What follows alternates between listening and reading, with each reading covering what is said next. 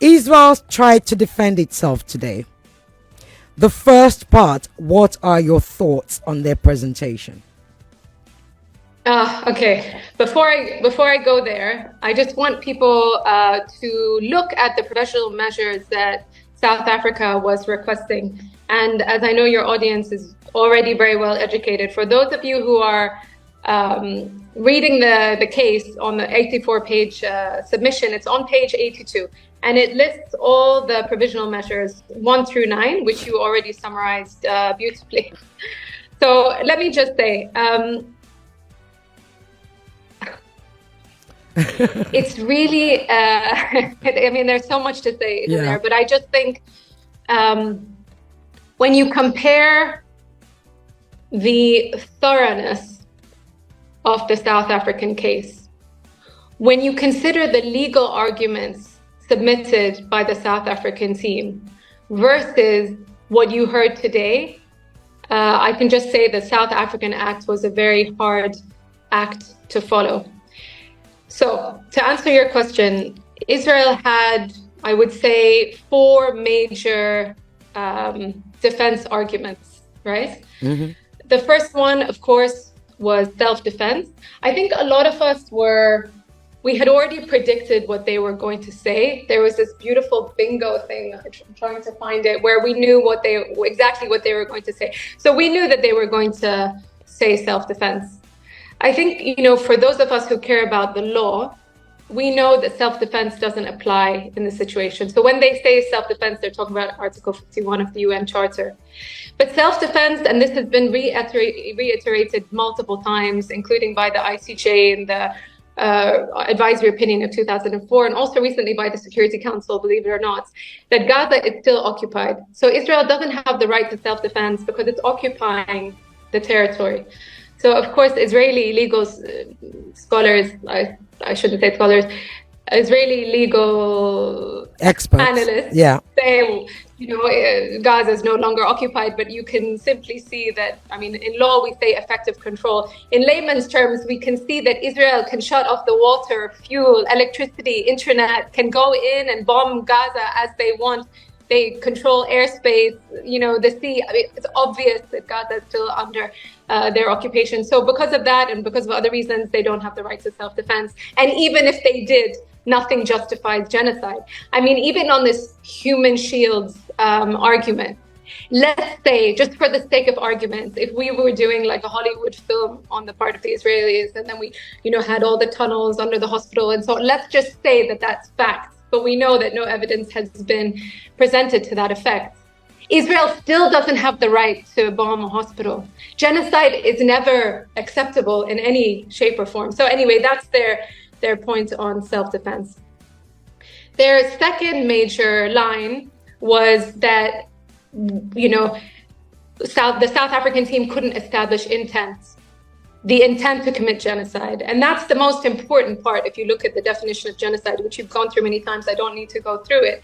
But they're saying that there's no intent because it's not government policy. Ireti? They said because it's not government policy. Okay, I will take your listeners through the South African 84-page documents, starting on page 59, all right?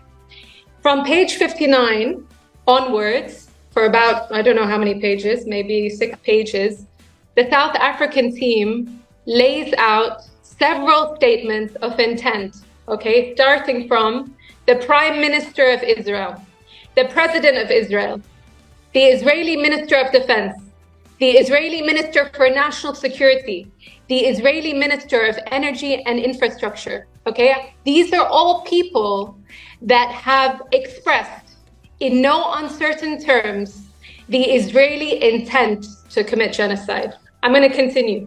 The Israeli Minister of Finance, the Israeli Minister of Heritage, which they said, they had taken back the statement. Israeli Minister of Agriculture, Deputy Speaker of the Knesset and member of the Foreign Affairs and Security Committee, Israeli Army Coordinator of Government Activities in the Territory, COGAT, which they talked about a lot. Israeli Army Reservist, Major General, former head of Israeli National Security Council and advisor to the Defense Minister. So if those people do not represent Israeli government policy, please tell me who does. And beyond the statements, isn't the actions that Israel is committing on a daily basis clear-cut enough to show genocide? Let me show you. Today, okay, January 12th, while the court was in session, the Israeli Zionist army committed 13 massacres against families. Okay, today, while the court is in session, let me tell you another statistic which blows my mind. 80% of the world's population who are facing famine are in Gaza. Israel has killed 1% of the entire population. Israel has displaced almost 2 million Palestinians. That's 85% of the entire population. There have been over 30,000 people killed. Anyway, I have a lot of statistics. People can see them online. But the point is, if you take the statements of intent plus the actions that we are seeing being live streamed on Instagram, does that not show intent? When you have Israeli soldiers in Gaza who have already taken over houses and buildings and then they blow them up, what does that say? What is this? They are televising themselves on TikTok committing genocide. So that's the second point, all right? The third point in their main defense arguments is that Israel has a national court system. So they are a rules-based country with a legal system. I'm sure you heard that argument. Anyone who has been active in this space for decades will know that the Israeli court system is complicit in the ongoing occupation and apartheid system facing the Palestinian people. Even the judge, their ad hoc judge, Barak, who they brought to the ICJ, has been complicit in twisting international law as they see fit when it comes to Jerusalem, when it comes to home demolitions, when it comes to so many different things. So you cannot tell me that because the Israelis have a national court system, that they can handle their own accountability. The last 2 points that are significant in the case, and I'll stop after I go through this, is the issue of jurisdiction. And I think a lot of people are a bit worried about this issue because it sounded compelling, okay? And this was one of the procedural points that was brought up. So just for your listeners, in case they haven't gone through this, in order for the ICJ to have jurisdiction under the Genocide Convention, there has to be a dispute. Okay, this is the main point. So Israel was saying in its arguments today that there's no dispute, okay? If you look yesterday at John Dugard's part, amazing person, amazing lawyer, he goes through every single reason why you can consider what's going on now a dispute, okay? Also, for those of you who have read the South Africa submission, point 15 and 16 also refer to the fact that there's a dispute. I'm not too worried about that because actually in precedent, there's only been 2 cases that have been thrown out at this stage on, based on the dispute point. And also the definition that the ICJ uses for disputes is quite broad. Basically, what states need to show is that there were some efforts, diplomatic letters and so on that took place before the case was lodged at the ICJ. And South Africa did plenty, and John Dugard went through it point by point. So I'm not too worried about it, but it's something that came up that people should be aware of. I think the only interesting point for me as a lawyer, was the 4th lawyer. So for those of you who were watching, the first lawyer was Barrister Malcolm Shaw. Yeah, I'm a barrister too. I'm a non-practicing barrister. I don't think I'm going to call myself a barrister now after watching his statement. I mean, honestly, it was very disappointing. I'm sure he's going to be internally embarrassed for, his performance. I mean, he couldn't even speak. He was like choking. His papers were all over the place. I think it was his conscience. His conscience was coming up and like strangling his throat chakra. So we have Malcolm Shaw, who was the first one, and then we had Galit Ragwan, who's the acting director of the International Justice Division at Israel's Justice Ministry.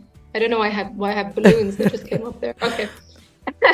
And then the third lawyer was an Israeli lawyer, Omri Sender. And then the 4th lawyer, and this is the one that I think was interesting, is Christopher Staker. So he is an international lawyer who was on the tribunal for the former Yugoslavia.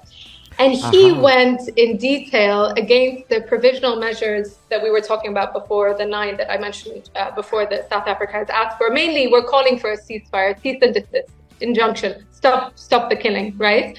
And he went through why he does not believe these provisional measures should be issued. And I think his main point was that they are unwarranted and would prejudice Israeli rights. And the other point that was made in conclusion by Israel's Deputy Attorney General Gilad Noam is that the standard for provisional measures, which are irreparable harm and urgency, are not met because Israel has taken steps to address the humanitarian crisis.